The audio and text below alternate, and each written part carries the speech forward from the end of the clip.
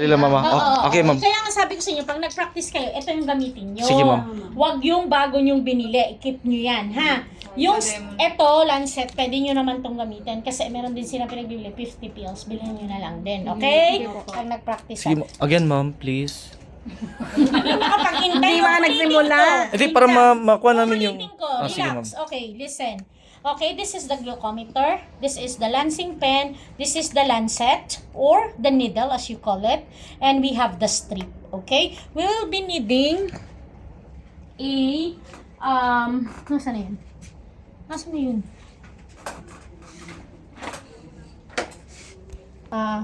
A gauze and a alcohol swab. Okay, I've already done my hand hygiene. I've checked the doctor's order. I have all my supplies and now I will put my gloves on. Okay? Can someone be my patient? Gusto mo ikaw kasi safe ka. Okay, ma'am, when was the last time you eat? Hindi no. 1 hour ago, ma'am. 1 hour ago. 1 hour ago lang ba yun? Wala pa nga yata. Yes, ma'am. Hindi 2 hours. 2 hours? 2 hours. 2 hours ago. From 2 hours ago, ano siya? Random or fasting? Random. Saan siya papasok? Right after eating or 2 to 4 hours after eating? 2 hours ago na siya, ha? Right. 2 to 4 hours. 2 hours ago na 2 nga. hours. Hindi 2 to 4 hours ago. What is the normal of 2 to 4 hours ago? 170 Huh? over 170 over 200. 170 to 200. What is the normal 2 to 4? 120 to 140. 120 to 140 milligram per deciliter. Okay? 2 to 4 hours after eating, the normal is 120 to 140 milligram per deciliter. Meaning, dapat ang patient na lalabas na result is in between 140 to 160. Are we clear? Yes, ma'am. Clear? Okay. Now, you have to assess and ask the patient, which finger would you like me to use? Yes, ma'am. Ito. Okay? Massage. While you are massaging, kailangan i-assess nyo rin kung gaano kakapal ang kalyo ni patient para alam nyo kung anong number ang gagamitin nyo. Ito, ang pang-rotate sa number. Itong ulong to. Okay? The higher the number, the deepest the needle will go. Okay? So, at this moment, hindi naman siya makapal, hindi rin manipis. So, 3 ang gagamitin. Ako ginagamit ko 4. Oh, ang lalim naman. Okay? So, open. Okay? And then, you have to put the lancet. Pag pinut ang lancet, huwag yung hawakan dito. Pasok nyo lang ganyan. Pag naipasok, huwag i-bend. You have to twist and pull. Huwag i-bend kasi mabebend ang needle. And then, put it back. Okay. Kahit nasa number 3 yan, just to make sure, i-release nyo pa rin sa. Ito ang released. Pero wag sa mukha ni patient, wag din sa mukha mo. Release ba to? Wag nyo rin hahawakan to pag nagko-close kayo kasi baka mag-faulty ang needle, matusok ka. So, pag nangyari yun, papalitan mo ng needle, of course, okay? So, pag i-release, pababa.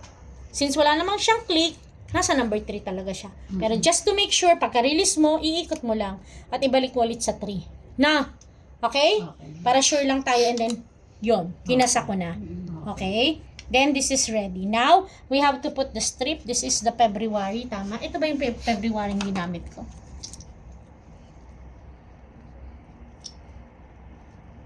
Tingnan natin. Just to make sure ko ako ng isa. Kung ito nga yun. Kung pwede pa. Okay? And then, you don't need to turn it on. Once you put it in, it automatically turn on. Okay? Sir, get ready ako dyan ha. Pag humingi ako ng isa, kuhanan mo ko. Kasi sa yung dugo niya, ha? Mamaya, sige, mamaya. Get ready. Okay. Okay, so, open. Okay. Mamaya, dyan lang. Kasi baka mag-error na to, sayang ang dugo, hihingi akong isa. So, yung dugo ko. Last touch lagi ito. Bakit? Kasi ma-alcohol yan. Pag hinawakan mo to, mag-e-error. Ito nga ba? Apo. Okay. So, clean thoroughly. Throw in the yellow bin. Let the air dry. Let it air dry pala. And then, make sure na, mabilis kayo kasi naiinip to. Maiinipin to. Kung gusto mo, kung may gauze ka, pwede mo siyang ipat dry. Okay? And then, hold it like a pen. Okay? Sino may ganito? Peram? Ay, hindi ko ba? Tanggalin ko muna ha. Saglit lang ha. Tanggalin ko muna. Hindi, ito. Kalma. Ito. Oo. Okay, so, kunyari, number 3. Kunyari, may needle to ha. Tuturuan ko lang kayo. Kasa. Diba? Nakakasa? No. Ganito ang gagawin nyo. Bawa ito. Pipisilin nyo. Itong buong nozzle na to, itong buong bunganga, ididiin nyo. Side, yan, napindot ko tuloy. Side of the fingertip. Sa side. Ididiin nyo, diin na diin. Okay?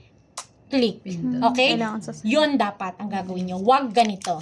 Ang iba kasi, nakakaawa pa pag diinin, masakit. Mas nakakaawa pag nag-double prick kayo. Nadalawahan na ng butas si patient na minus 10 ka pa. Minus 10 double prick, minus 10 double strip.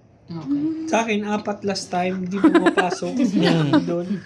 Kasi ang kapal ng Baka balat mo. makapal ang Baka balat, number oh. 10 na sa'yo. Kakadyak ko. Ikakat na lang namin yung joke lang. Ikat nyo na. Okay, so ganyan, click. At lalong wag niyong gagawin to. Nakadiin na nga, ginanyon pa. Mamaya, hiwaya ng mahaba. Wag ganun ha. Okay. Pasok ko lang ulit to. Tinanggal ko kasi maaano siya eh. Maiinip. Maiinipin to eh. Mabilis mamatay. Pag nainip, tanggalin ulit, balik. Okay, pero dapat hindi ganun. Okay? The end. Paduguin nyo ng konti. Para yung... Okay, enough. Throw. Ay, dapat sa ano yun yellow bean. And then, yan. Ah, dalawa. Paliluin mo siya. Iba yung doon isang diretsuhan. Hindi ko madali sila eh. Paano magpadugo? Ganyan ha. Para ka nagmi-milk ng cow. Parang wala akong Okay. dugo ah. And then, hindi siya ipapatak, hindi rin siya i-scrape. Itatapat nyo lang, parang vacuum. Put it down. Okay? Then, ask your patient, can you please apply pressure? Sige, apply pressure. Para mag-stop ang bleeding. Oh, gumagana pa siya. The result of the patient is 104 milligram per deciliter. Ang normal is 120 to 140 milligram per deciliter. Therefore, the patient is hypoglycemia. Hindi ka ba kumain magdamag? Aside yung kinain mo. Kumain po ako kanina bago umalis. Anyway, much better pa rin ang gawin nyo. Pumunta kayo sa Google, i-type nyo yung serial number nito. Doon makikita nyo kung anong calibration ng normal nito. Ibig sabihin, hindi porket ganito. Ito talaga yung ideal. Standard, okay. Ito pa rin ang ideal. Kaya minsan, patayin nyo na yan.